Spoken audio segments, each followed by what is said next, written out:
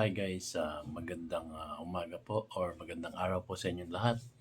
Ito po ang inyong lingkod, si DIY KKB Informative sa aking YouTube channel. At sa aking Facebook account naman po ay Oliver Lucas. So, ipi-feature po natin yun, yung mananahe ng taga-Taytay. So, ito pong Taytay ay tinaguri ang Garments Capital of the Philippines. So, dito sa Taytay Rizal, marami pong mga tahian dito. May iba't ibang klase ng mga tahi sila. Merong mga dress, merong mga short, may mga t-shirt, meron pang mga iba't ibang klase. Terno pajama, spaghetti short, yung mga ganon. Marami pong garments dito sa Taytay Rizal. At simula't simula ng matatag or makilala ang Taytay Rizal, ito po ay nagsimula sa pagkakaroon ng garments industry. At hindi lang garments guys, pati na ang mga sas factory, mga gawaan ng kahoy, gumagawa sila ng hamba, pinto, mga bintana na kahoy. Yun po ang mga produkto dito sa Taytay Rizal. Doon po nakilala kami sa pagiging sas factory, mga uukit, ayan. So, ang mga orchid ngayon naroon na sa Paiti, Laguna. So, ayun po. Ang pag-usapan po natin guys ay ang tahian dito sa Taytay Rizal. So, merong isang tahian dito or lahat in general na ang tahian. Gusto ko lang i-discuss sa inyo yung tungkol sa mananahe. Marami tayong magagaling na mananahe dito sa Taytay Rizal.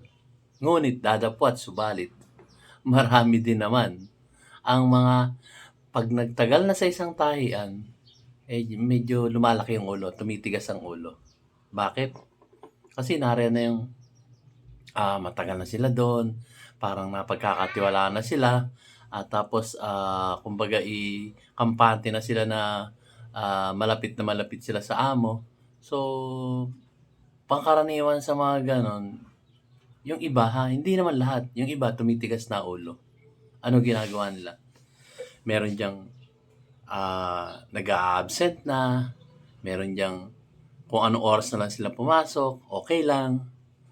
Pero hindi nila alam ang production ng kanilang tahian ay naapektuhan na. So wala silang alintana doon. Yun po yung mga ugaling walang pakialam. Kumbaga, matagal na sila eh. Pero sa una, talagang ang sipag. Talagang lahat ginagawa. Talagang on time ka magtrabaho. Pero, yun eh, marami po sa mga mananahe, ganun ang attitude. Pero hindi lahat hindi po lahat. Nakakarami lang. Kasi yung iba siguro, pag nakita dun sa iba, parang ginagawa na rin nila. Tumitigas na rin ang ulo. Yun. Napaka ano pong isipin. Pero kung yun yun hindi naman purong taga-Taytay yung iba nun. Yung iba, mga taga-ibang lugar. Pero sometimes, purong taga-Taytay at tigas din ang ulo eh. Yung mga mananahe. Talagang, totoo po yan. Alam po yan ng mga may tahian dito sa Taytay. Alam niya yan guys. Kung kayo taga-Taytay at may tahian kayo, meron mga lumalabas na mga mananahe na tumitigas ang ulo. Imbis na yung may-ari ng tahian ang kumbaga ang masusunod, tuwi-tuwi na kasi sila may-ari eh. Kadalasan yung matatagal na mananahe, tumitigas na ulo. Imbis na yung mananahe ang makisama dun sa may-ari, yung may-ari na nakikisama sa may-ari ng tahian. Imagine niyo, alam niyo yan, yung may mga tahian dyan guys. Shoutout po sa mga may-ari ng tahian dito sa Taytay Rizal. Alam niyo yan na ang mananahe nyo, pagka tumagal na, tumitigas na ulo. At tayo na yung mga may-ari na ng tahian ang nakikisama doon sa mga mananahe na tumitigas na ulo kasi matagal na sila eh, di ba? So, alam niyo yan. Kaya shoutout doon sa mga mananahe na tumitigas ang ulo dahil matagal na sila doon sa tahian. Huwag niyo nang pahirapan yung amo niyo. Kung kayo'y ganyan, maghanap-hanap na kayo ng ibang amo. Kasi katwiran niyan guys doon sa mga hindi nakakaalam. Ang mga mananahi po, sinasabi nila napakahirap hanapin. Napakahirap maghanap ng mananahi dito sa Taytay Rizal. Hindi po totoo yun. Hindi totoo yun. Nakasabihan na yung ginagawa na lang katwiran ng mga mananahi. Alam nyo kasi, minsan, halimbawa, magkahanap ka mananahi. Uy, baka may kakilala kayong mga kasamahan nyo dyan. I-refer nyo naman dito para kulang kasi tayo ng mananahi. Siyempre, yung mananahi sabihin, yes ma'am, yes sir, maghahanap kami para ano ba, nagkulang ng dalawang mananahi doon sa isang ano ba, kasi guys, sa tahian, meron siyang nag-overlock, meron siyang single operator, merong piping operator. Marami pong operation sa tahian. So, pagka naghanap yung may-ari ng tahian, ba, mag-repair naman kayo. Oo lang yan. Oo lang yan, yung mga mananahi na yan. Oo lang yan, maniwala kayo sa akin. Pero, hindi sila maghahanap ng makakasama nila. Alam niyo kung bakit? Kasi baka dumating yung time na hindi na sila yung hari dun sa tahian. Yung maghahari-harian ba? Kaya yun po, nangyayari po yan sa tahian. Alam niya yan, mga mananahi, alam niya yan. Kayo mismo makakapagpatunay sa sinasabi ko na tumitigas ang ulo nyo pagka kayo matagal na sa tahian. Pero hindi po lahat Kasi iba nahahawa na lang eh. Nahahawa na lang yung ibang mananahe na tumigas din ang ulo. Gawa nung isang mananahe na matigas ang ulo. So, ang mangyayari niyan, yung isa matigas ang ulo, tapos nakita ng isa na mabait, parang nahahawa na siya. Parang sakit ba? Sakit na epidemya na nahahawa na dun sa isang mananahe na matigas ang ulo. Yun. Totoo po yan, guys. Nangyayari po yan sa totoong buhay dito sa Taytay Rizal. Marami pong ganyan. So, sasabihin nila, hindi ako tatanggalin nito. Hindi ako paalisin nito kasi mahirap makahanap ng mananahe. Doon sila nagkakamali.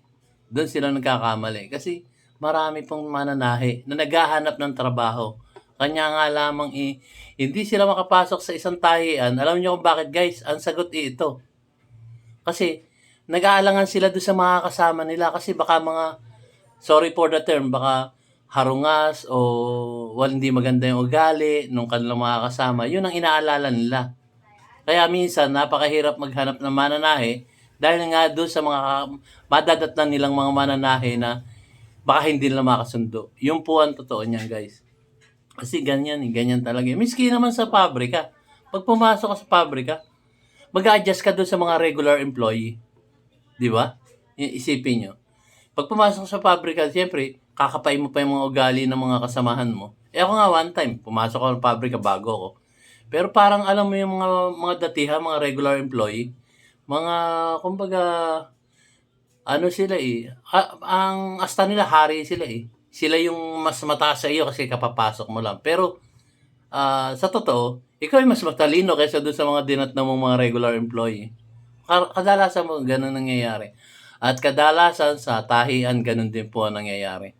Kung sino yung mga tatagal na, siya na yung mga, alam niyo yan, yung tumataas na yung sungay, umaabot na kung kayo may kesame, abot na dun sa, abutin lang ng mga isang taon dun sa tahian ang sungay nila talaga umaabot na hanggang kesame.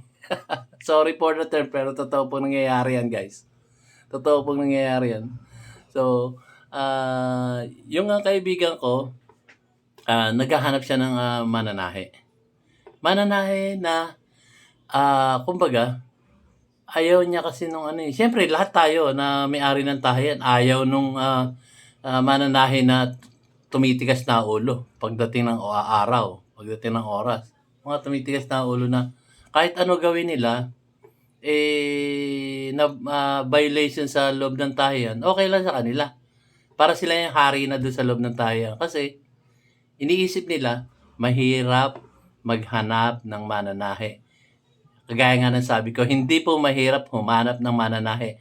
Kaya lang nagkakaganon kasi yung mga mananahe na naghahanap ng totoong trabaho at naglilingkod ng husto at ang iniisip nila yung trabaho lang, iniisip nila kasi yung dadatnan nila, anong klase kayang tahian yung dadatnan, no? Anong klase kayang ugali meron tong mga makakasama ko sa tahian. Yun po ang sinasalang-alang ng mga bagong mananahe na bagong papasok. So, kung gusto nyo ng tahian na walang ganon, eh, mag-PM na kayo. Comment down below, guys. Dito lang po yan sa Taytay Rizal. At kung kayo naman yung gusto nyo may stay in, gagawa natin ng paraan yan, guys. Kung wala kayo matigilan, kasi pangkaraniwan sa Taytay yung mananahe, stay in kasi. Mas gusto nila yung stay in para natututo kanila yung kanilang tahi. Kasi marami sa mga mananahe, nakapokus lang sa trabaho. Hindi yung chismis dito, chismis doon. Hindi ganun. Marami po sa mananahe ang kumbaga ang tahi lang o trabaho lang ang gusto nila. Pero marami din naman ang mga mananahe na pagtagal-tagal ang tigas na ng ulo nila. Yun guys. So, kung kayo'y gusto niyo ng tahian na trabaho lang, puro trabaho lang, kumita ng pera, mag-comment down below na kayo. O tawagan nyo ang aking cellphone number, 0920-549-9442. O kung kayo naman yung Globe, TM 0906-788-9907. Yun lang guys.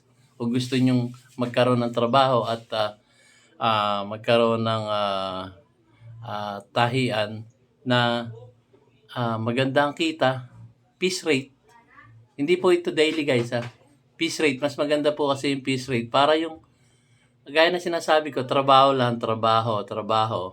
Piece rate. Ito po, ang rate po dito, kung ano yung, halimbawa, yung amo nyo, subcon. Yun po ang pasweldo rito. At hindi po kami nag-iipon ng maraming mananahe. Ang iniipon namin dito, yung tunay na mananahe na trabaho lang ang gusto. Pwede rin naman dito yung mga 50 years old above. Kahit senior ka na nga tatanggapin pa rin namin kayo dito. At ang mananahe namin dito, kundi hanggang 7 o 8 mananahe lang. Hindi kami nagpaparami ng mananahe. Ang hinahanap lang namin, yung mananahe na totoo, tapat, at trabaho lang ang hanap. Yun po guys. So, maraming salamat po sa inyong panonood guys. Ito po uli ang inyong lingkod, si DIY KKB Informative sa aking YouTube channel at Oliver Lucas sa aking Facebook account. So, yung sa Facebook account ko, ang picture profile noon ay nasa background ko ay Subic kasi sa parang sa Manila Zoo, Subic, Coobic. Kasi sa Subic yun eh. At kasama ko po dito yung aking apo. Dalawa kami dun sa picture profile sa Oliver Lucas. Hanapin nyo na po yun guys. At sa DIY KKB Informative naman, yun po ang aking YouTube channel. So, yung contact number ko, sinabi ko na rin sa inyo. I-rewind nyo na lang kung hindi nyo na. So, yun po. Wanted Sower. Yung pong totoong naghahanap buhay. Hindi po yung pag tumagal na matigas na ulo. Ang hinahanap po namin dito yung trabaho lang. Walang personalan. Yun lang po guys. Maraming salamat po sa inyong panonood at pakikinig ng aking video. At hopefully, magkita-kita tayo uli soon. So, thank you po. Kung sa YouTube channel po, mag-subscribe na kayo sa aking YouTube channel. Very informative po ang aking mga video sa aking YouTube channel, DIY KKB Informative. Thank you. At sabi ko sa inyo palagi, keep safe, God bless, and you have a nice one. Bye for now. See you on my next vlog.